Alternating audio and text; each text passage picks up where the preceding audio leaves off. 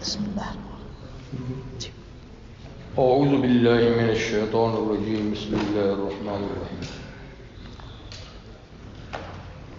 نون والقلم وما یسطرون ما انت بنعمت ربک بمجنون وان لک لاجرا غیر ممنون وانک لعلی خلق عظیم فستبصر ويبصرون بأيكم المفتون إن ربك هو أعلم بمن ضل عن سبيله وهو أعلم بالمهتدين فلا تطع المكذبين ودوا لو تدهن فيدهنون ولا تطع كل خلاف مهين هماز مشاء بنميم مناع للخير معتد أثيم عتل بعد ذلك زنيم أن كان ذا مال وبنين إذا تتلى عليه آياتنا قال أساطير الأولين سنسمه على الخرطوم إنا بلوناهم كما بلونا أصحاب الجنة إذ أقسموا ليصرمنها مصبحين ولا يستثنون فطاف عليها طائف من ربك وهم نائمون فأصبحت كالصريم فتنادوا مصبحين أن اغدوا على حرثكم إن كنتم صارمين صدق الله العظيم. یہ سورۃ القلم ہے جس کی کچھ آیات میں نے بھی آپ کے سامنے تلاوت کی. اس کے پہلی آیت میں لفظ قلم ہے، اسی سے اس کا نام لیا گیا. نون والقلم، اسی سے اس کا نام لیا گیا ہے سورہ قلم. قلم معروف معنی ہے لکھنے کی چیز، اس سے لکھا جاتا ہے. یہ سورہ مبارکہ ابتدائی نازل ہونے والی صورتوں میں سے ایک ہے. جیسے آپ کو معلوم ہے کہ سب سے پہلے سورہ علق کی 5 آیتیں نازل ہوئی. سب سے پہلی وہی غار حرا میں اقرا بسم ربک الذی خلق، 5 آیتیں. اس کے بعد اس کے متصل سورۃ الفاتحہ نازل ہوئی، اور حضرت جبریل امین نے نبی کریم علیہ السلام کو وضو کا طریقہ بتایا اور نماز کیسے پڑھی جاتی ہے، نماز کا طریقہ بھی بتایا. اس کے بعد پھر جو وحی نازل ہوئی تو وہ سورہ مزمل کی پہلی آیات ہے، پہلا رکوع ہے یا ایھا المزمل. اور سورہ مزمل کے بعد پھر یہ سورت نازل ہوئی، ساری کی ساری نہیں لیکن اس کا کچھ حصہ نازل ہوا. تو اس لحاظ سے اگر سورہ علق کی آیات اور سورۃ الفاتحہ کو ایک وحی قرار دیا جائے تو یہ تیسری وحی ہے، لیکن سورۃ الفاتحہ کو اگر مستقل وحی قرار دیا جائے تو یہ پھر چوتھی وحی ہے. تاہم یہ یعنی شروع کی وحی میں سے ہے. جب پیغمبر کریم صلی اللہ علیہ وسلم کو نماز کا طریقہ بتایا گیا، وضو کا طریقہ بتایا گیا، تو آپ نے جب نماز کے لیے وضو کرنا شروع کیا، پھر نماز پڑھنی شروع کی، تو یہ بڑی عجیب و غریب لگی اہل مکہ کو. یہ کیا طریقہ عبادت ہے؟ یعنی ہاتھ منہ دھو رہا ہے اور پھر یہ کبھی کھڑے ہیں، کبھی جھکے ہیں، کبھی سر سجدے میں رکھا ہوا ہے. تو ان کو بڑا عجیب. پھر جوں جوں مسلمان بڑھتے گئے، سب سے پہلے تو حضرت عائشہ، حضرت خدیجہ آپ کے ساتھ تھی نماز میں. زید جو آپ کے متبنہ بیٹے تھے، بنائے ہوئے تھے، وہ تھے. حضرت علی بچے تھے، وہ بھی تھے. ابو بکر صدیق رضی اللہ عنہ اولین مسلمانوں میں سے. ان کے ساتھ جب آپ نماز پڑھتے تو ان کو اور بڑا عجیب لگتا کہ یہ کیا ہے. تو کہتے تھے یہ آدمی مجنون ہو گیا ہے، یہ دیوانوں جیسی حرکتیں کر رہا ہے. دیکھو جی، کبھی کھڑے ہیں، کبھی جھکے ہیں، کبھی کیا کر رہے ہیں، کبھی کیا کر رہے ہیں. تو اللہ تعالیٰ نے یہ صورت نازل فرمائی کہ تم جس کو مجنون کہتے ہو یہ تو بڑا فرزانہ ہے، جسے تم دیوانہ کہتے ہو دیوانے تو تم ہو، یہ تو بڑا عقل مند ہے۔ اور پھر اللہ تعالیٰ نے آگے نبی کریم صلی اللہ علیہ وسلم کی رسالت پر شبہات اور اعتراضات کا جواب دیا۔ تو اس سے پہلی سورۃ الملک میں اللہ کی توحید کا بیان تھا، دلائل تھے، ساتھ میں معاد اور قیامت کا ذکر بھی تھا، پر اس صورت میں زیادہ تر رسالت کا اس بات، رسالت پر واقع ہونے والے اعتراضات، اور پھر چونکہ یہ مکی صورت ہے تو اس لیے معاد اور آخرت کا ذکر بھی اس میں ہوگا۔ کیونکہ مخالفین کی طرف سے شدید مخالفت ہوتی تھی، الزامات لگائے جاتے تھے، تو اس سے فطرتاً آدمی کبیدہ خاطر ہوتا ہے، پریشان ہوتا ہے۔ تو گویا اس میں صورت میں اللہ تعالیٰ نے حضور کو یہ تسلی بھی دی کہ ان کی مخالفت سے آپ کوئی جلد بازی کر کے مشن کو کمزور نہیں بنانا، چھوڑنا نہیں، اس میں نرمی بھی نہیں کرنی، اور اللہ کے نبی حضرت یونس علیہ السلام کی طرح سے ذرا جلد بازی سے کام نہیں لینا۔ تو اس صورت کے آخر میں یونس علیہ السلام کا ذکر ہوگا، وَلَا تَكُنْ كَصَاحِبِ الْحُوتِ، مچھلی والے پیغمبر کی طرح جلدی مت کیجئے، حوصلے سے کام کیجئے، برداشت کیجئے۔ تو اس کا بھی ذکر آئے گا، اور قیامت کا ذکر بھی اس میں ہوگا۔ محشر کے میدان میں اللہ کی تجلی ہوگی، لوگوں کو سجدے کے لیے پکارا جائے گا، اور پھر لوگ جو منافق تھے وہ سجدہ نہیں کر سکیں گے، کرنا چاہیں گے لیکن ان کی پیٹھ اکڑ جائے گی، اس لیے کہ فرمایا دنیا میں ٹھیک ٹھاک تھے اور سجدہ نہیں کرتے تھے، آج ان کو سجدہ ہم کرنے دیں گے ہی نہیں۔ تو یہ ایک مستقل عذاب ہو۔ تو سورت کا آغاز ہے حرف مقطعات نون سے، نون بعض صورتوں میں ایک ہی ہے، قاف، نون، صاد، بعض میں دو ہیں، بعض میں تین ہیں، مختلف۔ تو یہ نون، اب نون حروف مقطعات میں سے ہے، تو اس کا سیدھا سیدھا مطلب یہ ہے کہ اس کا مطلب اللہ ہی جانتے ہیں، جیسے ہر حروف مقطعات کا مطلب اللہ تعالیٰ ہی جانتے ہیں۔ پھر بھی ذہنوں کے قریب کرنے کے لیے کچھ نہ کچھ مطالب اہل علم نے بیان کیے ہیں کہ نون سے پھر یہاں کیا مراد ہو سکتی ہے۔ تو بعض کہتے ہیں کہ کیونکہ نون مچھلی کو بھی کہتے ہیں عربی میں، حوت بھی کہتے ہیں، سمک بھی کہتے ہیں، لیکن نون بھی کہتے ہیں مچھلی کو، جیسے سورۃ الانبیاء میں وَذَنُّونَ، مچھلی والا پیغمبر، ذنون، یہاں اگر صاحب الحوت، مچھلی والا پیغمبر، تو کہتے ہیں کہ کیونکہ آگے مچھلی کا ذکر آ رہا ہے تو اس لیے نون سے مراد مچھلی ہی ہے۔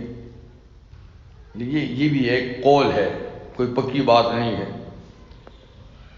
دوسرا قول یہ کہ اس کے بعد ہے قلم، تو نون سے مراد ہے دوات، جی، اور قلم، دوات اور قلم، کیونکہ پہلے تو دوات سے ڈبو کر لکھتے تھے جی شروع میں سے، اب تو دوسری قلمیں آگے ماشاءاللہ، پہلے سے بھر دو عرصے تک چلتی رہتی ہے۔ تو نون والقلم کا معنی دوات اور قلم کی قسم، نون دوات اور قلم کی قسم۔ تو یہ بھی ایک بڑی اہمیت کی حامل بات ہے کہ اللہ تعالیٰ یہاں قلم کی قسم اٹھاتے ہیں، اور نون کے دوات کے لیے بھی استعمال ہوتا ہے، اس لیے بھی ہو سکتا ہے، لیکن صحیح بات یہ کہ اس کا مطلب اللہ تعالیٰ ہی بہتر جانتے ہیں۔ قلم، اول ما خلق اللہ القلم، اللہ کی تخلیق میں سب سے پہلی چیز جس کو بنایا وہ قلم ہے، پہلی چیز قلم ہے۔ یوں تو سب سے پہلے عرش تھا، وَكَانَ عَرْشُهُ عَلَى الْمَاءِ، اور عرش اللہ کا پانی پر تھا، اور پانی ہوا پر تھی، ہوا اللہ کی قدرت سے تھی، تو اس کے اوپر پانی پر عرش تھی۔ لیکن پھر اس کے بعد جب کائنات کو بنانا چاہا تو سب سے پہلے عرش کے بعد، پانی کے بعد سب سے پہلے قلم بنائی تو اللہ تعالیٰ نے قلم سے کہا اکتب، لکھ، ما کان و ما یکون، جو ہو چکا، جو ہوگا، جو ہونے والا ہے، جو ہو چکا، سب کچھ لکھو۔ تو قلم نے لکھنا شروع کر دیا۔ تو کائنات کی تقدیر 50,000 سال مخلوق کے بنانے سے پہلے لکھ دی گئی ہے۔ ہر چیز 50,000 سال پہلے لکھ دی گئی ہے، اس لیے اسی کے مطابق کائنات کا سلسلہ چل رہا ہے۔ یہ اتفاقاً نہیں چل رہا ہے، تقدیر کے مطابق چل رہا ہے۔ تقدیر کا مسئلہ آپ کو پتہ ہے کہ بہت اہم، بڑا مشکل ہے، اور اس پر گفتگو جو ہے اس کی اجازت ہی نہیں، اور نہ آدمی اس کی تہ تک پہنچ سکتا ہے۔ اس لیے سرسری طور پہ بس جو کچھ کائنات میں ہوا ہے، ہو رہا ہے یا ہوگا، سب اللہ کے علم کے مطابق ہے۔ بس اتنی سی بات کافی ہے۔ اب قلم سے ایک تو وہ قلم مراد ہے جو سب سے پہلے اس نے تقدیر لکھی، جف القلم، فرمایا کہ قلم خشک ہو گیا لکھ کے، اس میں رد و بدل نہیں ہوگا۔ اور ایک عام قلم ہے جس سے تحریریں ہو رہی ہیں، ہوتی رہی ہیں، آج تک چل رہے ہیں قلم دنیا میں۔ تو اس سے یعنی کون سی قلم ہے جس کی قسم اٹھائی گئی ہے؟ وہ جو اولین قلم ہے وہ اپنی اہمیت کی حامل ہے۔ اگر وہ نہیں، آج کل جو دنیا میں قلم چل رہے ہیں وہ ہیں تو یہ بھی اہمیت کے، اس لیے کہ قلم بہرحال اولی ہو یا بعد والی قلمیں ہوں، سب اہمیت کی حامل ہیں، اور دنیا میں جتنے انقلاب آتے ہیں قلم کے ذریعے سے ہی آتے ہیں۔ فوجیں لڑتی ہیں تو پہلے قلم لکھتا ہے جنگ ہو، جنگ رکتی ہے تو قلم پہلے لکھتا ہے کہ نہ ہو۔ تو ہر چیز تحریر میں آتی ہے، پھر اس کے مطابق سسٹم چلتا ہے۔ تو قلم اہمیت کی، یہ تھوڑا سا کام خراب کر دے تو بڑے فسادات بھی ہو سکتے ہیں۔ قلم تھوڑی سی غلط بات لکھ لے، بڑے فسادات ہو سکتے ہیں۔ یہ امن کی بات لکھ لے تو امن بھی قائم ہو سکتا ہے۔ تو بہرحال قلم ایک بہت اہم چیز ہے، اور اس کو بہت احتیاط سے استعمال کرنا چاہیے جن کے ہاتھ میں قلم ہے، ورنہ آج کل آپ دیکھتے ہیں ادھر جو بھی ادھڑ ہو رہا ہے، جو بھی بن رہا ہے، بگڑ رہا ہے، اسی کے ذریعے سے ہو رہا ہے۔ صحیح بات لکھی جاتی ہے تو ماشاءاللہ، اور غلط لکھی جاتی ہے تو کیا کچھ نہیں ہوتا۔ کہتے ہیں قلم گوید کہ من شاہ جہانم، قلم گوید کہ من شاہ جہانم، قلم کشرا بدولت می رسانم۔ قلم کہتا ہے کہ بادشاہ دنیا کا میں ہوں، جہاں کا بادشاہ میں ہوں، قلم چلانے والے کو دولت میں پہنچاتا ہوں۔ اگر بدبخت باشد من چی دانم، ولی ایک بار دولت میں رسانم۔ اگر وہ بد نصیب ہے تو میں کیا جانتا ہوں، ہوگا، لیکن ایک دفعہ ضرور اس کو مالا مال کرتا ہوں۔ تو خیر مطلب یہ قلم اہمیت کی حامل چیز ہے۔ تو نون والقلم، نون اللہ بہتر جانتے اس کا بنا، اور قلم کی قسم، چاہے وہ ازل والی قلم یا یہ دوسری قلم ہے۔ وما یسترون، اور جو کچھ قلم لکھتا ہے اس کی بھی قسم، قلم کی قسم، اور جو کچھ قلم لکھتا ہے اس کی بھی قسم۔ تو قلم بڑی انقلابی چیز ہے، ٹھیک ہے جی۔ آپ یہ جواب قسم، یا اللہ قسم کیوں آپ نے اٹھائی؟ ایک تو قلم اور قلم کی تحریر کی اہمیت بتانے کے لیے، لکھنا اور قلم یہ اہمیت کی چیزیں ہیں، معمولی نہیں ہیں، ان کا استعمال سوچ سمجھ کے کرنا چاہیے۔ اور دوسری بات یہ کہ ما انت بنعمت، یہ جواب قسم ہے۔ تو قسم جواب قسم کے لیے دلیل ہوتی ہے۔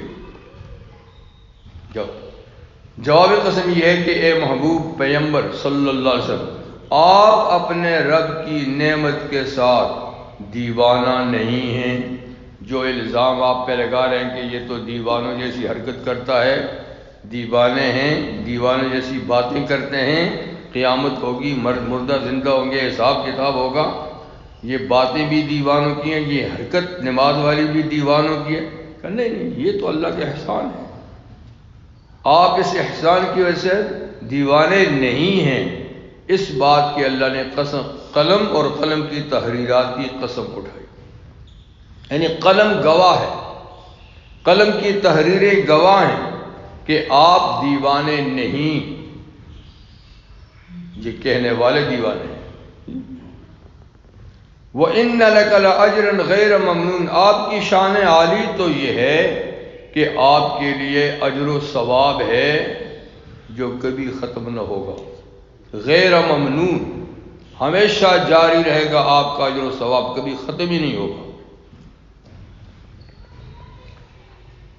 حضور صلی اللہ علیہ وسلم کا ارشاد گرامی ہے کہ جب آدمی مر جاتا ہے تو اس کے عمل کا سلسلہ منقطع ہو جاتا ہے سوائے صدقہ جاریہ کے، اور اس کی مختلف قسمیں، اولاد صالح چھوڑ گیا، قرآن مجید کا کوئی نسخہ مسجد میں رکھ گیا، یا کسی کو دے گیا، یا کسی کا ایسا کام کر کے جو دیر تک وہ اس سے فائدہ اٹھا رہا ہے، تو اس قسم کے اعمال کا جب تک وہ عمل جاری رہیں گے بعد میں بھی ثواب ملے گا، لیکن اپنے اعمال کا ثواب اس کا اپنی نماز نہیں پڑھ سکے گا، روزہ نہیں رکھ سکتا گا، وہ سلسلہ ختم ہو جاتا ہے۔ لیکن آپ کا اجر ختم نہیں ہوگا، آپ دنیا سے چلے بھی جائیں تو ختم نہیں ہوگا، اس لیے کہ جس رستے پہ امت کو آپ نے لگایا ہے، جب تک وہ امت اس رستے پہ لگی رہے گی آپ کے کھاتے میں بھی ثواب جاتا رہے گا، آپ کا ثواب ختم نہیں ہوگا۔ اس لیے کہ دنیا کو ہدایت آپ کے ذریعے سے ملی، اب جو لوگ ہدایت پہ رہیں گے، اچھے کام کرتے رہیں گے، ان اچھے کاموں میں نبی کریم علیہ السلام کا حصہ خود بخود لگتا رہے گا، تو کتنا بڑا اجر ہوگا آپ بتائیے۔ ہر امتی کا اس کا اپنا عمل تو اپنا عمل ہے ہی، اتنا ہی عمل نبی کریم علیہ السلام کے کھاتے میں بھی جائے گا ہر امتی کا، تو کیا ٹھکانہ ہے آپ کا۔ ان لک الاجر غیر ممنون، آپ کا اجر تو ختم ہی نہیں ہوگا، یہ ایڑی چوٹی کا زور لگائیں، یہ ختم ہو جائیں گے، آپ کا اجر ختم نہیں ہوگا، نہ آپ کا نام ختم ہوگا، آپ کا بول بالا تو رہے گا۔ وَإِنَّكَ لَعَلَىٰ خُلُقٍ عَظِيمٍ، اور یقیناً محبوب پیغمبر آپ تو بہت بڑے اخلاق عالیہ پر فائز ہیں، آپ تو یہ آپ کو دیوانہ کہتے ہیں، آپ تو اتنے فرزانہ ہیں، اتنے عقل مند ہیں کہ آپ جیسا عقل مند تو نہیں۔ کانا رسول اللہ صلی اللہ علیہ وسلم عاقل الناس، صحابی کہتے ہیں رسول اللہ سب لوگوں میں زیادہ عقل مند تھے، سب لوگوں میں، اشجع الناس، سب سے زیادہ بہادر تھے، سب سے زیادہ بہادر تھے، سب سے زیادہ حسن و جمال والے تھے، سب سے زیادہ باکمال تھے، کوئی ایسی خوبی ہے جو آپ میں نہ ہو یا کم ہو کسی سے نہیں، سیدھی سیدھا عبادت خدا بزرگ تو یہ قصہ ہی مختصر۔ تو آپ اخلاق عالیہ پر فائز ہیں، اخلاق، اور وہ بھی عظیم۔ خلق کی 3 قسمیں ہیں، ایک ہے خلق عظیم جیسے کہ یہاں ہے، اور ایک ہے خلق کریم۔ خلق کریم وہ اس سے کم درجے کا ہوتا ہے، تو نبی کریم سے خلق عظیم پر ہیں، یعنی جس سے اوپر کوئی اخلاق کا کوئی مقام ہی نہیں ہے۔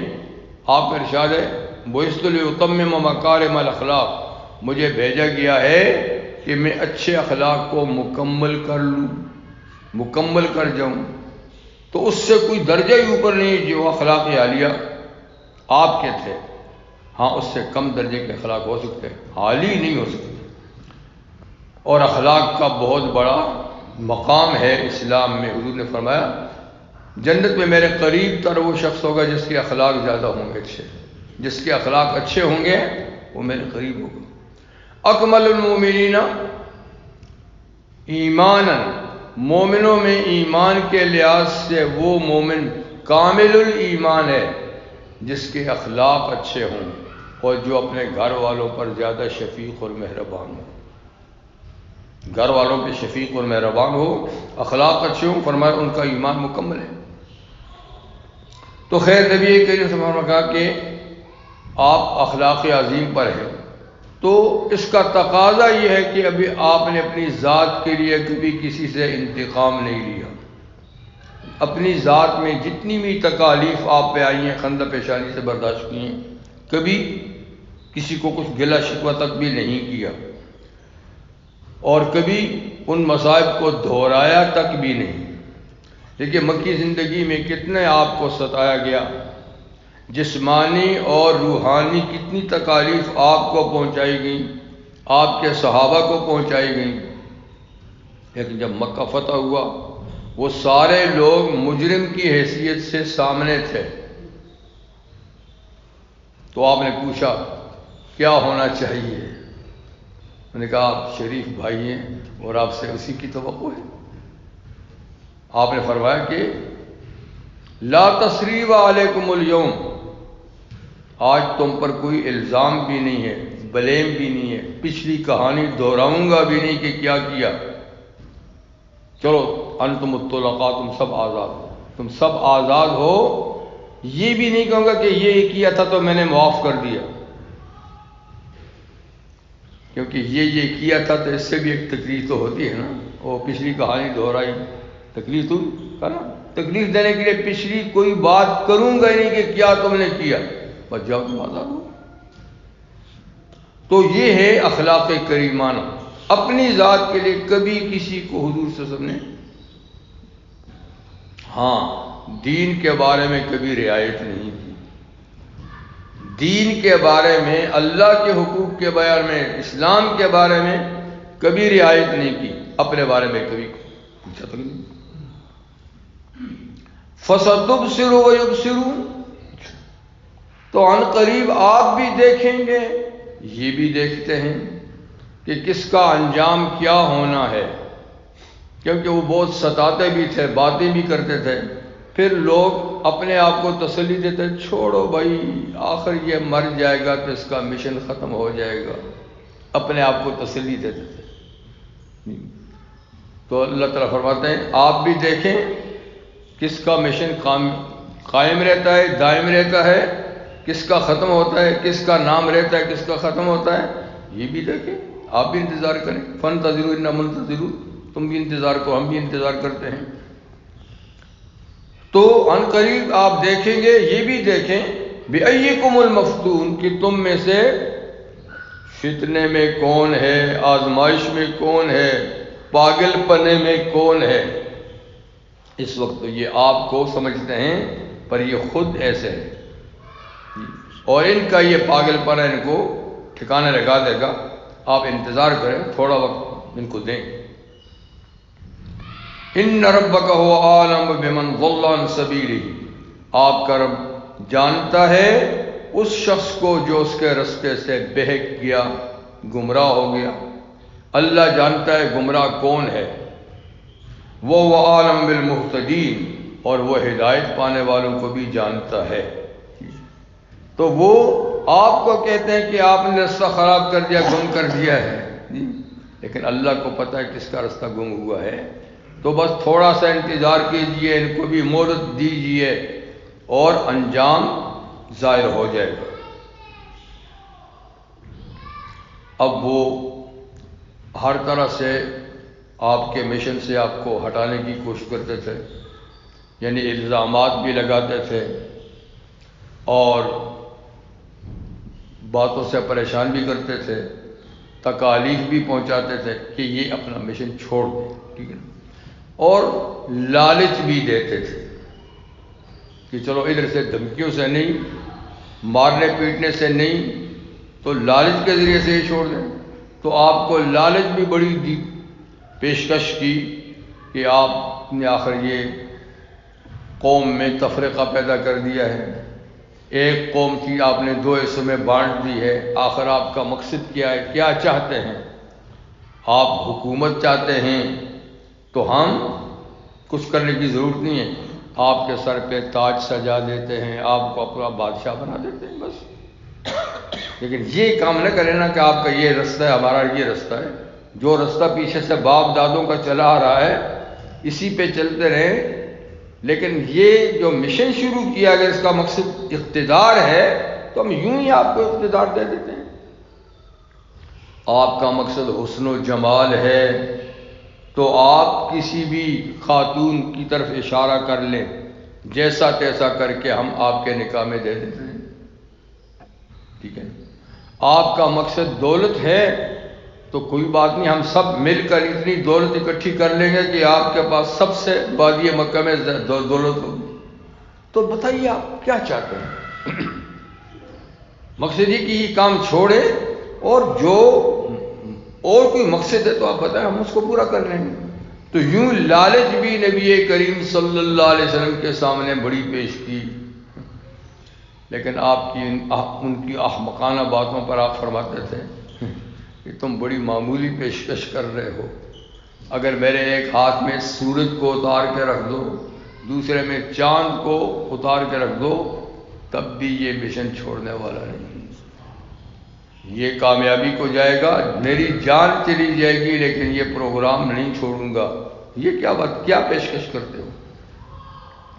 اسی پہ اللہ تعالیٰ فرماتے ہیں فَلَا تُطِعِ الْمُكَذِّبِينَ، ان جھٹلانے والوں کی بات مت مانیے، یہ جو پیشکش کرتے ہیں آپ کے لیے یہ بات ان کی مت مانیے۔ کیوں کہ ان کے پیچھے ان کا مقصد کیا ہے؟ وَدُّوا لَوْ تُدْهِنُوا فَيُدْهِنُونَ، یہ چاہتے ہیں کہ اگر آپ ڈھیلے پڑ جائیں اپنے مشن میں تو یہ بھی مخالفت میں ڈھیلے ہو جائیں گے۔ بس یہ آپ کو مشن سے ہٹانا چاہتے ہیں، دین کے کام سے ہٹانا چاہتے ہیں، یا کم از کم اس میں نرمی چاہتے ہیں، کیونکہ یہ بھی پیشکش کرتا تھا نا، اور جی آپ چلو ٹھیک ہے، آپ کا وہ نظریہ ہے، ہمارا یہ نظریہ ہے، پھر بھی مل کے رہتے ہیں، کبھی کبھی آپ لات منات کے سامنے جھک جایا کریں، کبھی ہم آپ کے خدا کے سامنے جھک جایا کریں گے، تو کہ مل جل کے رہیں، جیسا صلح کل لوگ ہوتے ہیں نا جی، با مسلمان اللہ اللہ، با برہمن رام رام والے، چلو ایسا کر لیتے ہیں، رام کی بھی مان لیتے ہیں، اللہ کی بھی مان لیتے ہیں۔ تو اللہ فرماتے ہیں یہ ساری باتیں کس لیے ہیں؟ وَدُّوا لَوْ تُدْهِنُوا فَيُدْهِنُونَ، یہ چاہتے ہیں کہ اگر آپ اپنے پروگرام میں ڈھیلے ہو جائیں، نرم پڑ جائیں تو یہ بھی مخالفت میں نرم پڑ جائیں گے، لیکن آپ نے نرم نہیں ہونا۔ اپنی ذات کے لیے تو آپ ماشاءاللہ اِنَّكَ لَعَلَىٰ خُلُقٍ عَظِيمٍ، لیکن دین کے بارے میں ذرا ایک تنکا بھر بھی ڈھیلا نہیں ہونا، یہاں چست رہنا۔ مخالفین تو بہت سے تھے، لیکن ان میں 8 بڑے نامی گرامی مخالف تھے نبی کریم علیہ السلام کے، جو لیڈر تھے، لیڈ کرتے تھے پورے مکہ والوں کی۔ ان میں ایک تھا ولید، خالد کے والد، خالد بن ولید۔ تو خاص طور پہ اس کا اللہ تعالیٰ یہاں ذکر فرماتے ہیں کہ وہ بڑا معمر آدمی بھی تھا، جہان دیدہ بھی تھا، دولت میں بھی سب سے بڑا دولت مند تھا مکہ میں، اولاد بھی بڑی، مال بھی زیادہ، تو اس کی ذرا زیادہ چلتی تھی، تو اس کو بھی آگے کر لیتا تھا کہ آپ ان کو سمجھائیں، یہ کریں، پیشکش کریں۔ تو اللہ تعالیٰ خاص طور پر اس کے بارے میں فرماتے ہیں کہ وَلَا تُطِعْ كُلَّ حَلَّافٍ مَّهِينٍ، اس کی 10 باتیں اللہ نے گن دی یہاں پر، وہ تو ایسا اور ایسا اور ایسا ہے۔ دیکھیے یہ بھی حدیث ہے نا کہ جو حضور نے فرمایا کہ جو مجھ پر ایک دفعہ درود بھیجے، دعائے رحمت کرے، اللہ اس پہ 10 رحمتیں نازل کرتے ہیں۔ ایک درود پہ 10 رحمتیں، تو حضور کی شان میں ایک گستاخی پہ بھی 10 اگر اس کی گستاخی کر لی جائے تو اس گستاخ کی بھی اللہ تعالیٰ نے اس کی گستاخیوں پر 10 باتیں ذکر کی۔ اگر آپ کے لیے دعائے رحمت کرے تو 10 رحمتیں بھیجوں گا، اور جو آپ کی مخالفت کرتا ہے اس کے 10 عیب بھی گن کے بتا دوں، ایک کے بتائیں صرف۔ نمبر 1، حلاف مہین، ولا تطع یعنی خاص طور پہ آپ مت کہا مانیں اس شخص کی جو بہت زیادہ قسمیں اٹھاتا ہے. حلاف، حالف قسم اٹھانا، حلاف بہت قسمیں، اور مہین بالکل معمولی درجے کا آدمی ہے. اس نے اپنے آپ کو تو بہت بڑا سمجھا ہوا ہے وادی مکہ میں، لیکن ہماری نظروں میں تو وہ مہین ہے، ایک ذلیل کمینے قسم کا آدمی ہے، بالکل معمولی درجے کا آدمی ہے. اس لیے کہ اللہ کے ہاں وزن جو ہے وہ مال و دولت کا، اقتدار کا نہیں ہے. اللہ تعالیٰ کے ہاں جو وزن ہے کسی کا وہ اعمال سے ہے، عقیدے سے ہے.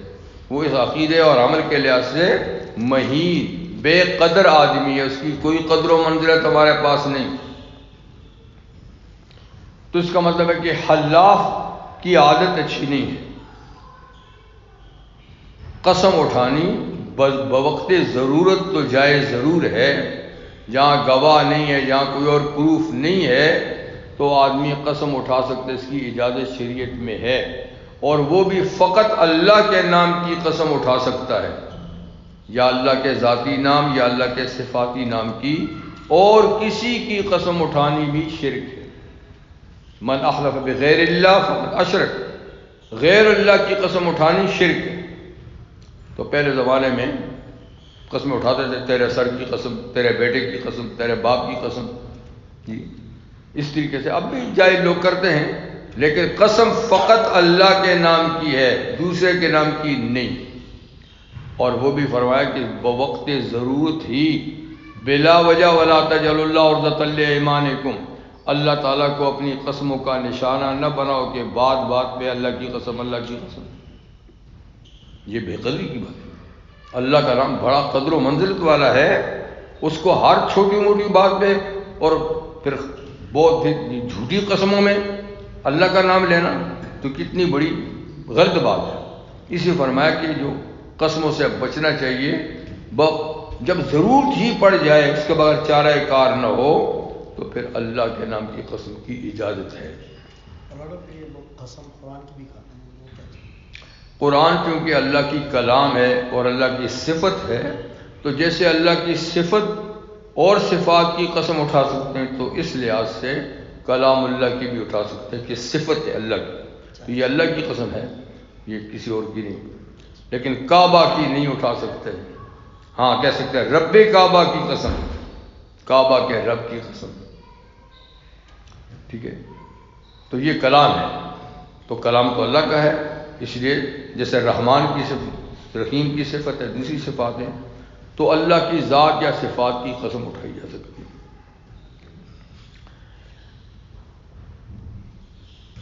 حماز مشاء بنمیم، اور وہ حماز ہے، تانا زن، تانے دینا، دوسروں کو تانے دینا.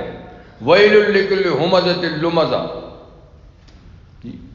آمنے سامنے تانے دینا، پیٹھ پیچھے غیبت کرنا. تو حماز یہ ہمزہ کی بھی مبالغہ ہے، یعنی جو بہت زیادہ تانے دیتا ہے، او تو تو ایسا تھا، او تو تو ایسا تھا. اور مشاء بنمیم، جو چغلیاں لگائے پھرتا ہے، چغلی لگائے پھرتا ہے. چغلی کا مطلب یہ کہ دوسروں تک کسی کی ایسی بات پہنچانا کہ وہ سن کر آپس میں ان کے تعلقات خراب ہو جائیں اور لڑنے بھیڑنے پہ تیار ہو جائے، اس کو چغلی کہتے ہیں. اور اگر لڑائی بڑائی نہ ہو اور ویسے ہی کسی کا مرتبہ مقام دوسروں کی نظروں میں گرانے کے لیے اس کی کوئی عیب بیان کیا جائے تو وہ غیبت ہے، وہ اپنی جگہ میں جرم ہے، اور وہ بھائی کا گوشت کھانے کے برابر جرم ہے، مردہ بھائی کا. لیکن اس لیے دوسرے کا عیب یا دوسرے کی کوئی صحیح یا غلط بات دوسرے تک پہنچاتا ہے کہ ان کی آپس میں نفرت پیدا ہو جائے، لڑائی جھگڑا پیدا ہو، تو اس کو حماز کہتے ہیں، یعنی اس کو چغلی کہتے ہیں. یہ اور زیادہ خطرناک بات ہے کہ لڑانے کے لیے ایسا کام کیا. تو نظروں سے گرانے کے لیے بات کریں غیبت ہے، لڑانے کے لیے کسی کی بات کہیں پہنچائیں یہ چغلی ہے، یہ بھی بہت بڑا جرم ہے، گناہ کبیرہ ہے. رحمت عالم صلی اللہ علیہ وسلم مدینہ منورہ میں تشریف لے جا رہے تھے تو ایک جگہ 2 قبریں تھیں، وہاں کھڑے ہوئے، آپ نے پوچھا یہ کس کی قبریں ہیں؟ کسی نے بتایا کہ فلاں فلاں صاحب کی قبریں ہیں۔ تو آپ نے فرمایا کہ ان دونوں کو عذاب ہو رہا ہے، ان دونوں کو عذاب ہو رہا ہے۔ پھر آپ نے تازہ درخت کی شاخیں منگوائیں، اس کو 2 ٹکڑے کر کے دونوں پہ گاڑ دیں اور فرمایا جب تک یہ تازہ رہیں گی تو ان کے عذاب میں تخفیف ہوگی، ہلکا ہو جائے گا۔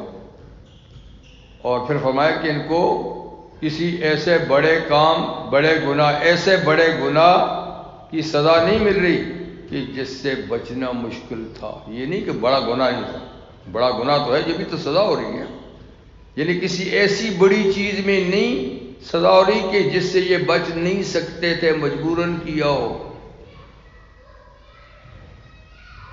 فرمایا کہ ایک ان میں جو ہے وہ پیشاب کے چھینٹوں سے بچتا نہیں تھا، جب پیشاب کرتا تھا چھینٹے پڑتے تھے، پرواہ نہیں تھی، اس طرح کرتا تھا، حالانکہ چھینٹوں سے بچنا چاہیے۔ جو جگہ نرم دیکھ کر، خیر یہاں تو اب نہیں ہے وہ چیزیں، لیکن دیہات میں ہوں، کہیں باہر ہوں تو نرم جگہ میں پیشاب کرے تو اس کا چھینٹا اڑ کے بدل پڑے یا کپڑے پہنے پڑے جی۔ اور ایک تو یعنی چھینٹوں سے پرواہ نہیں کرتا تھا، اور دوسرا چغلیاں کھایا پھرتا تھا، ایک آدمی کی بات دوسرے کو پہنچے لڑانے کے لیے، تو یہ گناہ کبیرہ ہے۔ حدیث میں حضور نے فرمایا کہ لا يدخل الجنت قطات، قطات بھی کہتے ہیں حماز کو، چغلی لگانے والے کو قطات بھی کہتے ہیں، کہ جنت میں قطات نہیں جائے گا، چغلیاں لگانے والا نہیں جائے گا، مطلب ہے کہ سزا کاٹ کے جائے گا، الا یہ کہ توبہ کر لے یا مجھے وہ آدمی اس کو اپنا گناہ معاف کر دے، اس کا حق ہے تو ٹھیک ہے، نہیں اگر اسی طریقے سے گیا تو پھر اس کو سزا کاٹنی پڑے گی۔ تو فرمایا کہ یہ حماز بھی ہے، تانے لگاتا ہے، مشائم بنمیم، اور یہ چغلیاں لگائے چلتا ہے پھرتا ہے، ایک کی دوسرے کو، دوسرے کی تیسرے کو لگاتا کرتا تاکہ ان میں اختلافات پیدا ہو۔ مناع للخیر، اور یہ شخص جو ہے نیکی کے کاموں، بھلائی کے کاموں کو روکنے والا بھی ہے، جہاں کوئی نیکی کا کام ہے رکاوٹ ڈال دیتا ہے، کوئی پھڈا ڈال دیتا ہے اس میں تاکہ یہ کام رک جائے۔ اور معتدل، حد سے ہی تجاوز کرنے والا ہے، کہ معمولی نہیں، حد سے تجاوز کرنے والا اس بارے میں، اور اسیم، بے حد گناہ گار بھی ہے، کوئی گناہ کا کام ایسا نہیں کہ اس نے چھوڑا ہو، ہر گناہ کے کام میں لگا رہتا ہے، حد سے تجاوز کر گیا ہے برائیوں میں، اور یہ کہ نیکی کے کاموں کو بھی خوب روکتا ہے۔ عُتُلٍ، اور یہ اجڑ بھی ہے، بالکل جاہل قسم کا اجڑ، جو اخلاق عادات اچھے اخلاق سے عاری ہے بالکل۔ بعد ذالک زنیم، ان سارے عیبوں کے ساتھ ساتھ متہم بھی ہے، اس کے نسب میں بھی تہمت ہے کہ باپ کا بھی ہے کہ نہیں ہے، باپ کا بھی ہے کہ نہیں ہے، زنیم، یہ زنیم بھی ہے۔ یہ 10 باتیں ہوں گی، کس کے لیے؟ ولید کے لیے، ولید بن مغیرہ، تو یہ بڑا دولت مند تھا، اس کی لاکھوں کی بزنس تھا، اور باغات تھے طائف وغیرہ کے آس پاس، 10 بیٹے تھے کڑیل جوان، دولت اتنی تھی کہ بیٹوں کو کہیں کام کے لیے جانے کی ضرورت نہیں تھی، ہر وقت باپ کے سامنے حاضر باش، جیسے کہ سورہ مدثر میں آئے گا، پھر اس کا آئے گا سورہ مدثر میں۔ تو یہ شخص جو ہے نا ولید، اس نے نبی کے رسول پر یہ پیشکشیں وغیرہ جو کی، تو اس پہ اللہ تعالیٰ نے اس کی یہ 10 عیب گنائے کہ جو میرے محبوب پیغمبر پہ ضرور بھیجے گا، 10 رحمتیں بھیجوں گا، اس قسم کے جو ہیں یہ تو عیبناک لوگ ہیں، ان کے اندر تو بے شمار عیب ہیں۔ خیر، 3 بیٹے اللہ نے نبی کریم صلی اللہ علیہ وسلم کو دے دیے اس کے اٹھا کر. 3 بیٹے مسلمان ہو گئے، عمارہ، خالد، ہشام. 7 اس کے رہے، 3 حضور کے بیٹے ہو گئے، مطلب مسلمان ہو گئے. اور اسلام میں نمایاں کارنامہ انجام دیا. حضرت خالد کو آپ جانتے ہی ہیں کہ حضور کے زمانے سے لے کر وہ جرنیل تھے، اور فارس اور روم کی فتح میں ان کا بڑے کارنامے ہیں. تو حضرت خالد بھی ان کے بیٹے تھے. مطلب یہ تو فرمایا کہ اس کی بات تو بالکل مت مانیے، اس کی بات تو فلا توتے، اور اس جیسے اور جو ہیں ان کی بات بھی آپ مت مانیے. اللہ تعالیٰ فرماتے ہیں یہ اپنے آپ کو سمجھتے کیا ہیں، ان کان ذا مال و بنین، اس لیے کہ یہ مال والے ہیں، بیٹوں والے ہیں. یہ اپنے آپ کو کوئی بڑی چیز سمجھتے ہیں مال اور اولاد کی وجہ سے، اور آپ کے مقابلے میں یہ آتے ہیں. تو اللہ نے مال بھی بڑھا دیا تھا اور اولاد بھی اس کو کافی دی تھی. اس بات کہ مال اور اولاد اس کو انہوں نے یعنی اتنی بڑی اہمیت دے رکھی ہے کہ اب انہی کی بات مانی جائے، لیڈرشپ انہی کی مانی جائے. تو یہ سلسلہ تو آپ کو پتہ شروع سے چلا آ رہا ہے کہ جس کے پاس مال ہے، اولاد ہے، تو وہ آگے میدان میں ہوتا ہے. جس کے پاس جتھا ہے، پارٹی ہے، اپنے ہیں یا جو بھی ہیں، تو وہی ہمیشہ میدان میں ہوتا ہے. جس کے پاس مال اولاد کی کمی اس بیچارے کو کون پوچھتا ہے، چاہے کتنا بڑا عقل مند کیوں نہ ہو. اور مال اولاد جتنا بے عقل کیوں نہ ہو، وہ کہتا ہے کہ آپ قرآن مجید میں پڑھتے ہیں قال الملأ الذین استکبروا من قومہ قال الذین استکبروا من قومہ. جب انبیاء کرام نے دعوت دی تو سب سے پہلے میدان میں مقابلے میں کون ہے؟ قال الملأ الذین، سردار، نواب، وڈیرے، قوانین، کھاتے پیتے لوگ، انہوں نے پیغمبروں کو سب سے پہلے چیلنج کیا. اس لیے کہ وہ سمجھتے تھے کہ ان کو مان لیا تو ہماری لیڈرشپ چلی جائے گی. یہودیوں کے علماء 10 علماء تھے مدینہ میں آس پاس. حضور کا ارشاد ہے کہ اگر وہ 10 کے 10 مسلمان ہو جاتے، ایک یہودی بھی دنیا میں نہ رہتا، سب مسلمان ہو جاتے. اتنا ان کا یہ ہولڈ تھا یہودی قوم پر. لیکن بدقسمتی سے ایک ہی 10 میں مسلمان ہوئے، عبداللہ بن سلام، اور 9 نہیں ہوئے. کیوں نہ ہوئے؟ وہی لیڈرشپ کہ ہم محمد صلی اللہ علیہ وسلم کے ہاتھ میں لا دیں گے تو یہ پبلک جو ہمارے پیچھے آ رہی ہے یہ تو ساری ادھر چلی جائے گی، ہم تو یوں ہی رہ جائیں گے. اور ہمیں جو نذرانے ملتے ہیں، ان سے رشوتیں ملتی ہیں، وہ تو سب بند ہو جائیں گی، دھندا ختم ہو جائے گا. تو اس لیے جان بوجھ کر کے محمد صلی اللہ علیہ وسلم اللہ کے رسول اور نبی ہیں، انہوں نے انکار کیا کہ نہیں صاحب یہ وہ نبی نہیں ہیں. تو یہ اقتدار بھی بہت خطرناک چیز ہے. اچھے پڑھے لکھے لوگ، سمجھدار لوگ جو ہے نا، احمق بن جاتے ہیں اس کے لیے. اب بھی یہی ہو رہا، اس وقت بھی یہی ہو رہا تھا. تو ان کان ذا مال و بنین، اس لیے کہ یہ شخص یعنی مالدار اور اولاد والا ہے، مخالفت کرتا ہے. اذا تتلی علیہ آیاتنا، جب اس کے سامنے ہماری آیتیں پڑھی جاتی ہیں، قرآن پڑھا جاتا ہے، قال اساطیر الاولین، تو یہ اس کا اثر ظاہر کرنے کہتا ہے یہ تو پہلے لوگوں کی کہانیاں ہیں، پہلے لوگوں کی. تو ان 8 میں سے ایک تھا نضر بن حارث. 8 جو لیڈر تھے مکہ میں مخالفین، وہ بھی تاجر تھا، اور وہ اکثر باہر ملکوں میں جاتا تھا. تو وہ جب حیارہ جاتا تھا، حیارہ اس وقت ایران کا دارالحکومت تھا، تو وہاں سے ایرانی بادشاہوں کے ناول، ان کی تاریخی کتابیں اٹھا کر لاتا تھا. کچھ باندیاں ناچنے گانے والی بھی لے آتا تھا خرید کے. مکہ میں آ کر کہتا تھا مکہ والوں کو کہ دیکھو محمد بھی تمہیں قصے کہانیاں عاد اور ثمود کے سناتے ہیں، پرانے قصے ہیں، آؤ میں تمہیں رستم اور اسفندیار کے قصے سناؤں، ان شاہان فارس کے. اور یہ تمہیں قرآن سناتے ہیں، آؤ تمہیں گانا سنا، تو یہ اپنی محفل وہاں لگاتا تھا. یہ ولید بھی ایسا کرتا تھا، یہ بھی بڑا تاجر تھا. یہ بھی کہتے تھے یہ تو اساطیر الاولین ہیں، پہلے لوگوں کی سٹوریاں جو تمہیں سنا رہا ہے، آؤ ہم تم کو نئی سٹوریاں سناتے ہیں ان بادشاہوں کی. تو اللہ فرماتے ہیں اچھا اس کو سٹوری کہتا ہے. سنسمہ علی الخرطوم، ہم ان قریب داغ لگائیں گے اس کی ناک پر، سونڈ پر. لفظی معنی اس کا خرطوم کا معنی سونڈ، جو ہاتھی کا ہوتا ہے نا اس کو خرطوم کہتے ہیں. یعنی اس کی ناک ہے یا اس کی سونڈ ہے.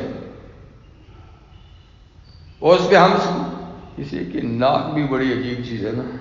بہت سے لوگ کہتے ہیں ناک رکھنے کے لیے کرتے ہیں، اور جی ناک کٹ جائے گی، یہ ہو جائے گا، یہ کام اس لیے کرتے ہیں جی آخر جی ناک کو بھی تو رکھنا.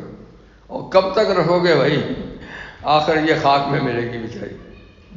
تو فرمایا کہ یہ بھی ناک رکھتا ہے اتنی بڑی، اور اس کو نیچے جھکا نہیں دیتا. تو ہم اس کی ناک پہ ایسا داغ لگائیں گے. ناک کیا ہے؟ خرطوم ہے، ہاتھی کی ناک ہے، ہاتھی کی سونڈ ہے. تو یہ بھی ایک نشان ہوگا کہ یہ ولید ہے. سنسمہ الخرطوم، یہ واحد شخص ہے کہ جس کو حضور صلی اللہ علیہ وسلم نے صرف ایک نیزہ مارا تھا اور اس سے یہ مرا تھا. حضور نے اپنے ہاتھ سے کسی کو مارا نہیں، اپنے ہاتھ سے کسی کو نہیں مارا. تو اس نے مکہ میں گھوڑا پالا تھا، اس کی بڑی دانہ پانی اور بڑا دیکھ بھال کرتا تھا. لوگ پوچھتے بھائی اس کی بڑی خدمت کر رہا ہوں.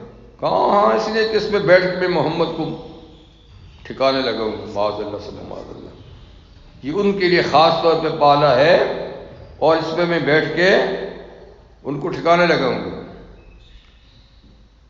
جب حضور کی یہ بات پہنچی تو آپ نے فرمایا انشاءاللہ یہ میرے ہاتھ سے مرے گا. یہ مجھے ٹھکانے لگاتا ہے، یہ میرے ہاتھ سے مرے گا. بس اتنی سی بات کی. اب اتنی سی بات کہی، اس کو جان کے لالے پڑ گئے. یہ تو مانتے تھے کہ یہ سچا ہے، یہ جو کچھ کہتا ہے بالکل سچ کہتا ہے، دوسری بات نہیں. جب اس کو خبر پہنچی کہ انہوں نے تیرے بارے میں یہ کہا کہ وہ میرے ہاتھ سے مرے گا، تو اب بیچارے کے ہاں جی ہاتھ پاؤں کیلے ہونے لگ گئے، سکڑنے لگ گیا. یہ کیا ہے؟ اب یہ تو اگر اس نے بات کہی ہے تو یہ تو ہو کے رہے گی، اس لیے کہ کبھی ان کی زبان سے غلط بات نہیں سنی گئی. اب جب جنگ بدر کا وقت آیا تو ابو جہل نے اعلان کیا کہ سارے کے سارے لوگ، سردار اور ان کے پیچھے جانے والے سب نے جانا ہے. یہ تو بڑا سردار تھا، تو اس نے کچھ ہیلے بہانے شروع کر دیے کہ ہو نہ ہو یہ جنگ ہے اور وہ یہ بات کہہ چکے ہیں، بات خطرناک ہے. تو اس نے بہت کوشش کی کہ کسی نہ کسی طریقے سے جنگ سے بچ جائے، ہیلے بہانے. لیکن اس نے بھی کہا نہیں، تو ہمارا سب کا لیڈر ہے، بابا قوم ہے، تو کیسے نہیں جائے گا؟ تجھے تو جانا ہی جانا پڑے گا. بہرحال بہت مجبور کیا اس کو لے جانے پر، یہ جاتا نہیں تھا، ڈرتا تھا. اور بیوی نے بھی کہا، اس نے کہا تجھے نہیں پتا، مجھے تو چیلنج ہو گیا ہے. بیوی کو کہا تجھے پتہ نہیں ہے میں کیوں نہیں جاتا، کیوں چھپتا پھرتا ہوں، مجھے تو یہ وارننگ مل چکی ہے. خیر بار اس کو لے گئے تو وہاں پر وہ زخمی ہوا کسی صحابی کے ہاتھوں، بھاگ رہا تھا کہ حضور صلی اللہ علیہ وسلم نے دیکھ لیا اور آپ نے صرف چھوٹا سا نیزہ مارا ہی تھا دور سے، بس یہاں لگا، چیخیں نکل گئی اس کی. اس نے کہا، لوگوں نے کہا یار چیختا کیوں؟ لوگوں کے بازو کٹ گئے، ٹانگیں کٹ گئی ہیں، جسم لہو لوہان ہے، تجھے تو ایک چھوٹی سی دھار ہی لگی ہے، انہوں نے دور سے پھینکی. تمہیں پتہ نہیں ہے کہ لگائی کس نے ہے؟ لگی تو بالکل معمولی سی ہے، لیکن یہ لگی کہاں سے ہے تمہیں اس کا پتہ نہیں ہے. اب میں کسی صورت میں بچ نہیں سکتا، اس لیے کہ انہوں نے پہلے سے وارننگ دی تھی کہ یہ میرے ہاتھ سے مرے گا. اب میں مرا. نے کہا نہیں مرتا بھائی، کچھ لگا ہی نہیں، معمولی سی چوٹ ہے. کہ تمہیں پتہ نہیں. چنانچہ اسی سے پھر یہ مرا، اسی سے جی تو یہ واحد شخص ہے جس کو حضور صلی اللہ علیہ وسلم کے ہاتھ سے. جی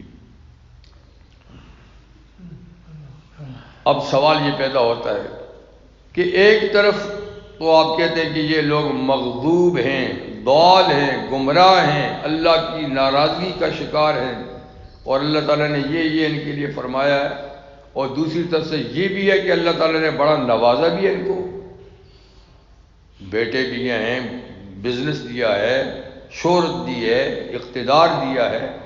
تو یہ تو جوڑ نہیں ہو رہا کہ ایک طرف دینے والا بھی اللہ ہے، ایک طرف دیکھیں تو ان کو اتنا نوازا ہوا ہے کہ جی، اور دوسری طرف تم کہتے ہو کہ ان سے برے بھی کوئی نہیں ہے، جیسے کہ اللہ تعالیٰ اتنی چیزیں اس کی بیان کر دی کہ یہ ایسا اور ایسا اور ایسا ہے، اور پھر ساتھ میں مال و بنین، مال اور بنین بھی ہیں. یہ کیا ہوا؟ تو اللہ اس کا جواب دیتا ہے کہ مال اور اولاد اور اقتدار یہ ہماری ہاں قبولیت کی نشانی نہیں ہے. یہ قبولیت کی نشانی نہیں ہے کہ یہ آدمی ہمارا مقبول بھی ہے، ہمیں محبوب بھی ہے، ہمارا پیارا بھی ہے. نہ، فرمایا کہ یہ امتحان کی چیز ہے، آزمائش کی چیز ہے. یہ ہم دوست کو بھی دیتے ہیں تو دشمن کو بھی دیتے ہیں آزمانے کے لیے. غربت، افلاس، یہ بھی کوئی ایسی چیز نہیں کہ بندہ ہمارا ہاں مقبول نہیں ہے. ہمارے بہت بڑے بڑے مقبول بندے ہیں، لیکن وہ انتہائی غریب ہوتے ہیں، انتہائی مشکل حالات میں وقت گزارتے ہیں. جی تو مال و دولت دینا یا نہ دینا، کم دینا، زیادہ دینا، یہ اس دنیا میں ہماری حکمت کا ایک تقاضا ہے، ایک قانون ہے، ایک ضابطہ ہے، اس کے تحت ہم دیتے ہیں. اس کو دیکھ کر کوئی شخص یہ نہ سمجھے کہ فلاں اس چیز کی وجہ سے مقبول ہے اور یہ اس کی وجہ سے مقبول نہیں.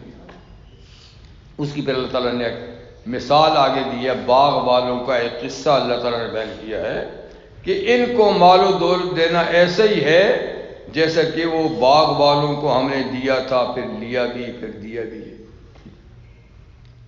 تو دراصل مال اور اولاد زینت الحیات الدنیا، دنیا کی زندگی کی زینت ہے، ساز و سامان ہے، عزت کے باعث ہے.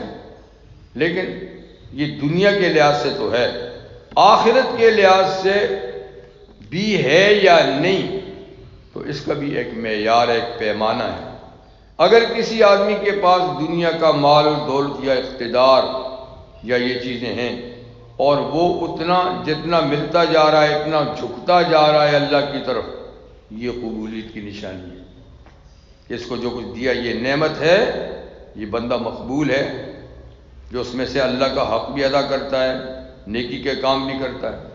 اگر یہ ساری چیزیں خدا دے اور وہ شخص بگڑا ہوا ہے، نہ نماز ہے، نہ روزہ ہے، نہ حقوق العباد ہے، نہ حقوق اللہ، کچھ بھی نہیں ہے، تو سمجھ لو کہ یہ اللہ کی طرف سے ڈھیل ہے، مہلت ہے، کسی وقت بھی اللہ تعالیٰ اس کی گردن دبوچ لیں گے.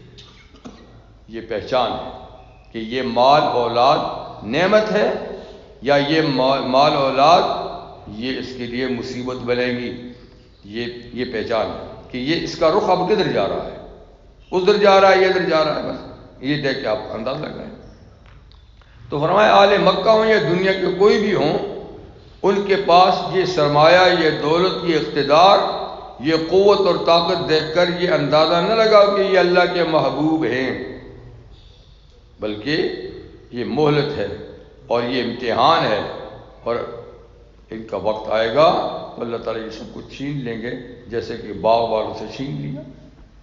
انا بلوناہم کما بلونا اصحاب الجنہ، بے شک ہم نے ان کو آزمایا ہے، مکہ والوں کو یہ سب چیزیں دے کر نعمتیں، دنیا کی نعمتیں کے آزمایا ہے، کما بلونا اصحاب الجنہ، جیسے ہم نے باغ والوں کو آزمایا تھا. باغ والے کون ہیں؟ بعض مفسر کہتے ہیں کہ یہ ایک باغ والے یمن میں تھے، اور بعض کہتے ہیں حبشہ میں تھے، لیکن زیادہ روایت یمن کی ہے.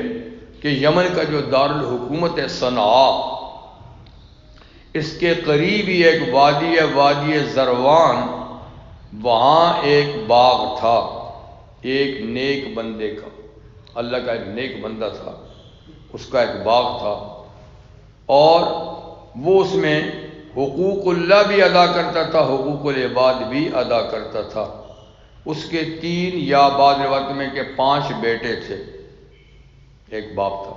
باپ اپنی زندگی میں اس باغ سے اپنے گھر کے اخراجات پورے کرتا تھا اور آنے والے فقیروں محتاجوں کو بھی دیتا تھا، اور یہ اس کا معمول تھا۔ اس لیے باغ کی کٹائی کے موقع پر، پھلوں کی چنائی کے موقع پہ فقیر آ جاتے تھے، بہت سارے ضرورت مند آتے تھے، ان کو پتہ تھا آج ہم، تو وہ اس میں سے ان کو بھی دیتا تھا، اور کچھ چھوڑ بھی دیتا تھا کٹائی سے کہ ایسے رستے میں آنے جانے والے کھا لیا کرے، اور کچھ اپنے اس کو بیچ کے اپنے باغ کی مرمت میں بھی لگاتا تھا۔ تو باغ کی مرمت بھی، گھر کے اخراجات بھی، آنے والے فقیروں کو بھی دیتا تھا، اور پھر بھی کچھ نہ کچھ فصل چھوڑ دیتا تھا باغ میں تاکہ مسافر لوگ آتے جاتے کھا لیا کریں، اس کا معمول تھا، اور ہمیشہ اس کا باغ بہترین فصل دیتا تھا۔ آخر باپ کا انتقال ہو گیا، بیٹے اس سطح کے نہیں تھے، انہوں نے سوچا کہ ہمارے باپ عقل مند نہیں تھے، ہمارا خاندان بڑا ہے، 5 ہم بیٹے ہیں، ہماری آگے اولادیں ہیں، اور اتنی بڑی انکم ہم باغ کی جو ہے وہ ان لوگوں کو خواہ مخواہ دے دیتے تھے۔ چلو باپ تھے، ان کی چیز تھی، وہ جو کرتے تھے، لیکن اب ہم ایسا نہیں کر سکتے، ہماری اپنی فیملیاں بڑی ہیں جی، اب ہم فقیروں کو نہیں دے سکتے، تو پھر کیا کریں؟ اور رواج بھی یہ ہے کہ وہ لوگ اس موقع پہ آیا کرتے تھے، ان کو پتہ تھا آج کٹائی ہوگی باغ کی تو سارے فقیر محتاج آتے تھے۔ یہ بھی مناسب نہیں ہے کہ وہ آئیں اور ہم ان کو کہیں جاؤ بھائی ہم تم کو کچھ نہیں دیتے، یہ بھی اچھی بات نہیں ہے۔ تو کچھ ایسا منصوبہ بنائیں کہ ان کے آنے سے پہلے ہم فصل سنبھال لیں۔ اللہ فرماتے ہیں کہ انہوں نے یہ منصوبہ بنایا۔ اِذْ اقسموا لَيَصْرِمُنَّا مُصْبِحِينَ، جب انہوں نے قسمیں اٹھائیں بھائیوں نے مل کر کہ وہ ضرور کاٹیں گے فصل صبح سویرے، مصبحین اندھیر منہ، فقیر و محتاجوں کے آنے سے پہلے، ان کو باخبر ہونے سے پہلے۔ بس اس دفعہ یعنی ہم رات کے 3 بجے آ کے فصل کاٹ لیں گے، وہ 6-7 بجے آئیں گے روشنی میں، کچھ نہیں ہوگا، ان کو انکار بھی نہیں کر سکیں گے۔ وَلَا يَسْتَثْنُونَ، اور انہوں نے استثناء بھی نہیں کیا۔ استثناء کا ایک معنی یہ کہ انشاءاللہ نہیں کہا کہ انشاءاللہ یہ کام کریں گے، جیسے کہ قاعدہ ہے کہ جو کام کرو تو انشاءاللہ کہو، تو انشاءاللہ بھی نہیں کہا، بس ہم نے ایسا کرنا ہے۔ اور استثناء کا ایک معنی یہ بھی ہے کہ انہوں نے غریبوں کے حق کو مستثنیٰ بھی نہیں کیا کہ غریبوں کا حق نکال کے رکھ دیں گے باقی ہم لے آئیں گے، دونوں معنی ہو سکتے ہیں۔ یہ منصوبہ کیا، ٹھیک ہے صبح ایسے کریں گے۔ اللہ تعالیٰ نے فرمایا اچھا تم بھی منصوبہ کرو، ہم بھی منصوبہ کرتے ہیں۔ تم کون ہو؟ فطاف علیہ طائف من ربک وهم نائمون، پھر گھوم گئی اس باغ پر ایک گھومنے والی چیز تیرے رب کی طرف سے، اور وہ ابھی سوئے ہوئے تھے، ابھی اٹھے ہی نہیں تھے کہ راتوں رات اللہ نے ملیا میٹ کر دیا، باغ کا نقشہ ہی بدل دیا، کچھ بھی وہاں نہیں، کچھ بھی، کوئی درخت ہے نہ کوئی۔ فَأَصْبَحَتْ كَالصَّرِيمِ، تو وہ باغ ایسا ہو گیا جیسے کہ کٹا ہوا، پہلے سے ہی کہیں کٹا ہوا تھا، کچھ بھی نہیں اس میں۔ ایسی اللہ تعالیٰ نے کوئی اس پہ ہوا بھیجی، کوئی طوفان بھیجا۔ فَنَادَوْا مُصْبِحِينَ، انہوں نے ایک دوسرے کو پکارا صبح ہوتے ہی ایک دوسرے کو پکارا، اٹھو بھائی اٹھو، وقت سے پہلے جا کے کاٹ لو۔ انغدو علی حرثکم، کہنے لگے صبح سویرے چلو اپنے کھیت پر، ان کنتم صارمین، اگر تم اس کو کاٹنے والے ہو فقیروں کے آنے سے پہلے تو صبح سویرے جاؤ۔ اچھا، اٹھ گئے آنکھیں ملتے ہوئے، فانطلقوا، چل پڑے، وَهُمْ يَتَخَافَتُونَ، اور وہ چپکے چپکے باتیں کرتے جا رہے رستے میں کہ کوئی اڑوس پڑوس والا سن نہ لے کہ وہ جا رہے ہیں، تو مطلب ہے کہ آج سویرے کٹائی ہوگی تو ہم بھی نکلے۔ جو فقیر وغیرہ رہتے تھے تو گلی میں ایک دوسرے سے کان میں بات کر دی، کسی کو خبر نہیں، کسی کو خبر نہیں، ایسے باتیں کرتے رہے۔ تو باتیں کیا کرتے چپکے چپکے، اللہ یدخلن اليوم علیکم مسکین، کہ آج کوئی مسکین تمہارے پاس نہیں آنا چاہیے، اتنا سویرے جا کے کاٹو کہ کوئی مسکین پہنچ نہ پائے، ان کے آنے سے پہلے پہلے فصل کو سنبھال لو۔ وغدوا علی حرد قادرین، اور یہ لوگ، یہ بھائی اپنے نہ دینے پہ اپنے آپ کو قادر سمجھ رہے تھے، کہتے اب ہم کچھ نہیں دیں گے، اس دفعہ کی ساری فصل گھر میں آئے گی۔ وغدو، اور ہو گئے وہ صبح، علی حرد، حرد کا معنی نہ دینا، کسی کو کچھ نہیں دینا، اس پہ یعنی اپنے لحاظ سے قادر ہو گئے کہ ہم ایسے وقت میں جا رہے ہیں کہ کسی کو کچھ نہیں دینا پڑے گا، کسی کو خبر ہی نہیں ہوگی۔ چلے گئے فلما رأوہا، جب باغ کو دیکھا، وہاں تو کچھ بھی نہیں، قالو، کہنے لگے انا لضالون، اوہو رستہ خراب ہو گیا، رستہ غلط ہو گیا، ہم دوسرے رستے پہ آ گئے ہیں، یہ ہمارے باغ کا رستہ نہیں ہے، یہاں تو باغ کا نام و نشان نہیں ہے، یہ کسی اور کی زمین ہے، ہماری زمین نہیں، ہم رستہ گم کر آئے ہیں۔ پھر دائیں بائیں دیکھا کہ یار فلانے کی زمین، فلانے کا باغ تو ادھری ہے، یہ بیچ میں تو ہمارے ہی تھا۔ تو پھر کہنے لگے نہیں، رستہ گم نہیں ہوا، آئے سیدھے رستے پہ، بل نحن محرومون، بلکہ ہم تو باغ سے محروم کر دیے گئے ہیں، ہم تو باغ سے محروم ہو گئے ہیں، ہے وہی جگہ ہے۔ ان بھائیوں میں ایک تبلیغی جماعت کا بھی تھا، اس نے پہلی رات کو کہا تھا یہ منصوبہ تم صحیح نہیں بنا رہے، ہاں جی، پہلی رات کو کہا تھا میاں دیکھو غریبوں کا حق مت مارو، ان کی دعا لگ جائے گی، اس لیے جو باپ کرتا تھا وہ ٹھیک کرتا تھا، وہ عقل مند تھا، بے وقوف نہیں تھا ہمارا باپ، تو اس لیے تم یہ لیکن وہ بیچارہ تھا، اس کو کون پوچھتا ہے، جا تجھے کیا خبر ہے جی، تو اس کو ڈانٹ ڈپٹ کے چپ کرا دیا کہ چپ ہو جا، ہمارے ساتھ شریک ہو جا۔ اب اس کو کہنے کا موقع مل گیا، قال اوسطہم، ان میں جو درمیانی درجے کا تھا، بھی سمجھ گئے نا درجے میں، جس نے ان کو نصیب کی تھی، تو اس نے کہا اوسط کا معنی نا جو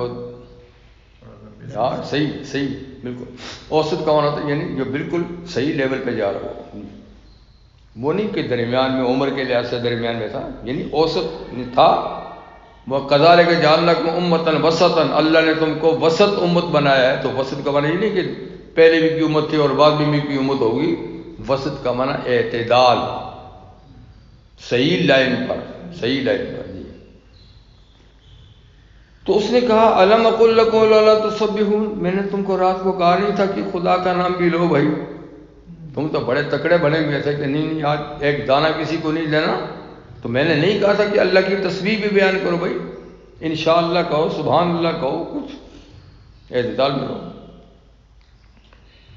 اب انہوں نے کہا قالوا، سب کہنے لگے سبحان ربنا انا کنا ظالمین، سچ کہتا تھا دوسرا، اور ہمارا رب پاک ہے ہر عیب سے، ہم ہی بے انصاف تھے، ہم نے غلط منصوبہ بندی کی، ہم نے دوسروں کا حق نہ دینے کا فیصلہ کر کے ظلم کیا ہے، بے شک ہمارا رب پاک ہے، آپ نے صحیح کہا تھا، میں آپ کا مشورہ نہیں مانا، پر اب جو ہونا تھا وہ ہو گیا۔ فاقبل بعضهم على بعض يتلاومون، پھر لگے ایک دوسرے کو ملامت کرنے لگے، متوجہ ہوئے ایک دوسرے پہ بلیم رکھنے لگے، اور تو نے یہ مشورہ دیا تھا، اور تو نے یہ مشورہ دیا تھا۔ بھائی اب کیا، جو جس نے بھی دیا تھا معاملہ تو سر خراب ہو ہی گیا نا۔ تو ایک کی بات نہیں مانی جو بیچارہ سمجھا رہا تھا، اب ایک دوسرے کو کہتے تو نے مشورہ دیا تھا، تو نے مشورہ دیا تھا، ملامت کرنے لگے۔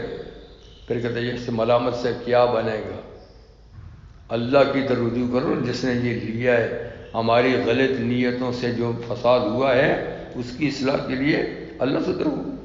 قالوا یا ویلنا انا کنا طاغین، تو کہنے لگے ہائے افسوس ہمیں، ہم ہی سرکش تھے، ہم ہی باغی تھے، ہم ہی قانون شکن تھے، ہم نے غلط کام کیا، لیکن ہم اللہ سے پر امید ہیں، غلطی تو ہم سے بڑی سنگین ہوئی۔ عسیٰ ربنا ان یبدلنا خیرا منہا، ہو سکتا ہے کہ ہمارا رب اس کے بدلے میں اس سے بھی اچھا باغ ہمیں دے دے، اس لیے کہ انا الی ربنا راغبون، ہم اپنے رب کی طرف اب مڑنے والے ہیں، رغبت کرنے والے ہیں، اللہ کو چاہنے والے ہیں، غلطی ماننے والے ہیں، توبہ کرنے والے ہیں، تو امید ہے کہ اللہ تعالیٰ رحم کرے گا۔ ٹھیک، تو اس لیے یعنی ایک دوسرے کو بلیم کرنے کی ضرورت نہیں ہے، بس اقرار کرو کہ ہم سے غلطی، ہم انا کنا طاغین، ہم سرکش تھے، باغی تھے، غلط فیصلہ کیا، اور اب اللہ کی طرف رجوع کرتے ہیں اور اللہ سے پر امید ہیں۔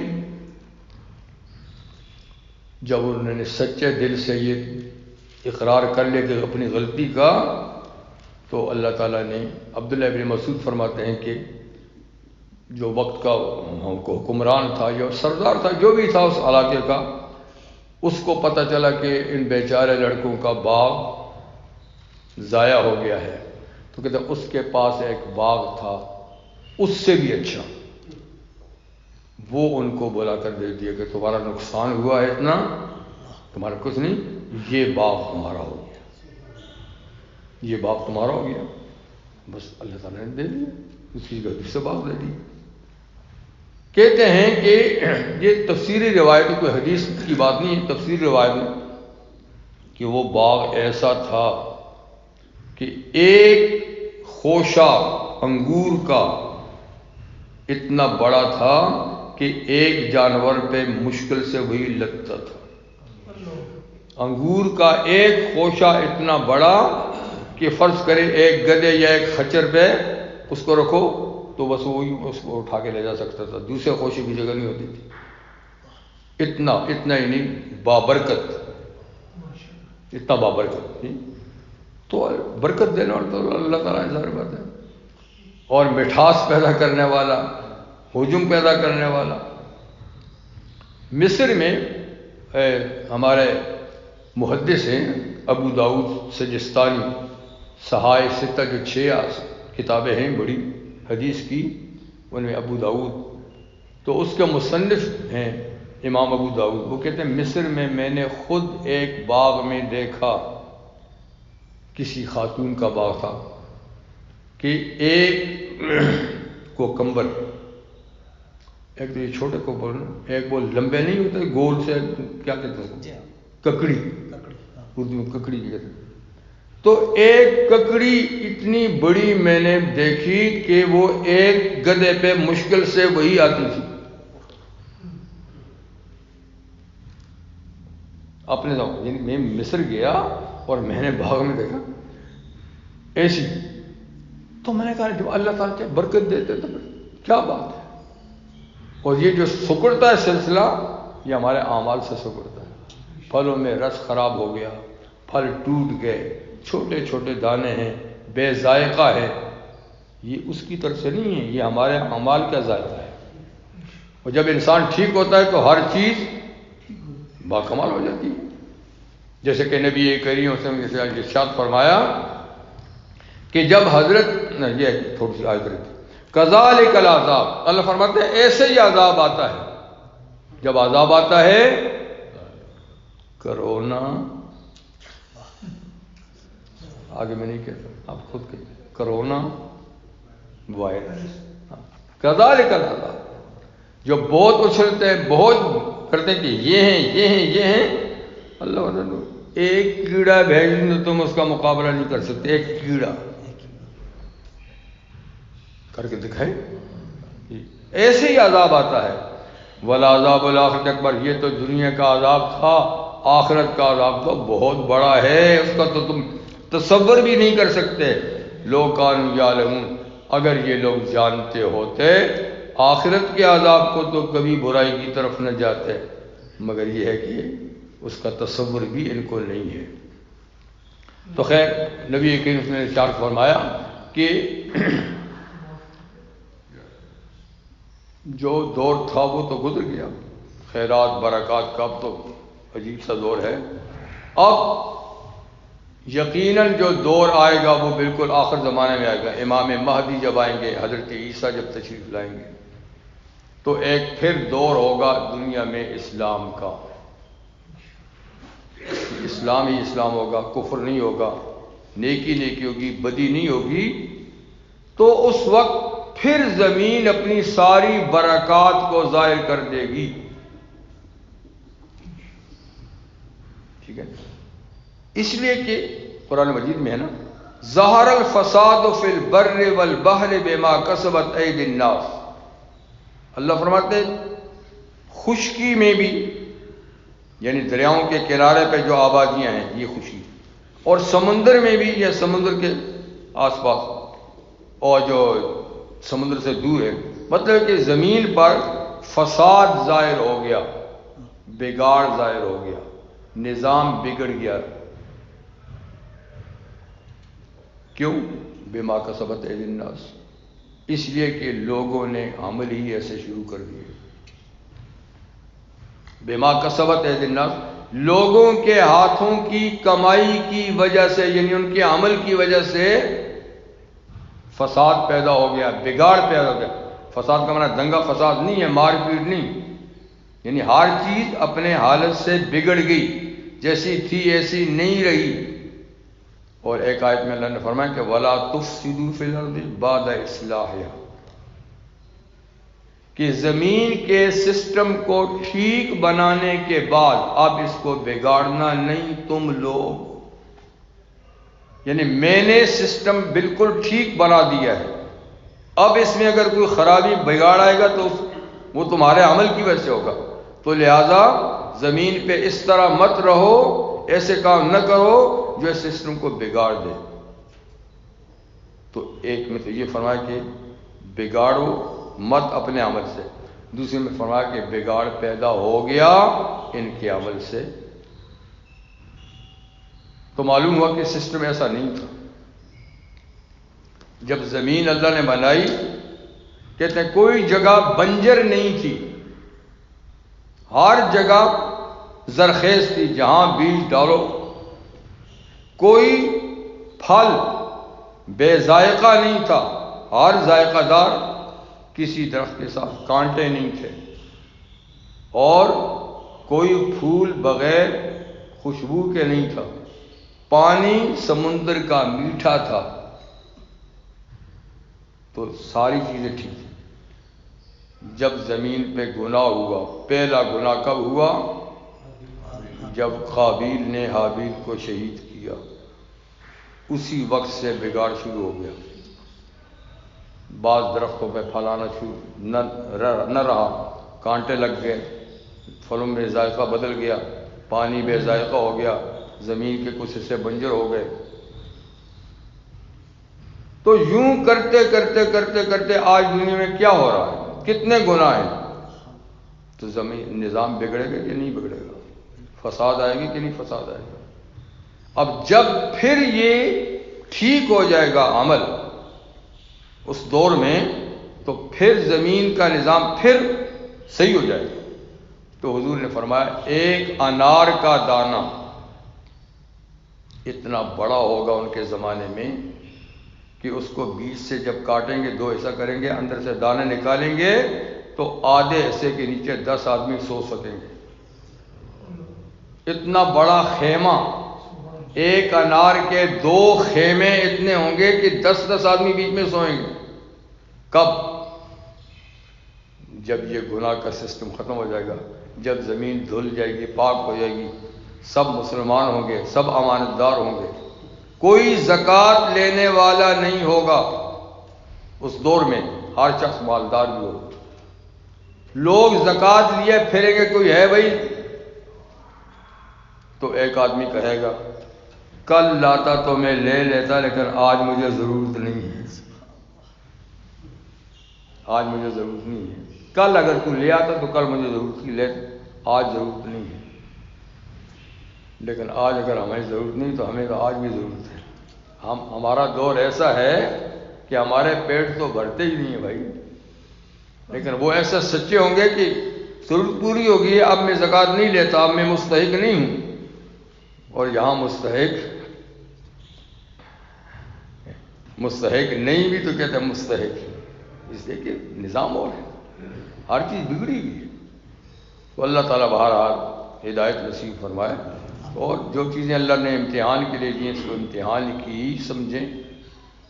ٹھیک ٹائم ہو گیا؟ ہاں نہیں، آپ کافی دیر سے بیٹھے ہیں پہلے. مجھے پتہ نہیں، وہ اصل میں اس کا ذرا تھوڑا سسٹم ٹھیک نہیں تھا. ہاں نہیں وہ ہاں دوسری تو ہاں دوسری ادھر بھی ہے، میں اس کو دیکھتا ہوں تو اس کا وہ ذرا زیرو جو ہے نا، زیرو سی صحیح نہیں ہے. اچھا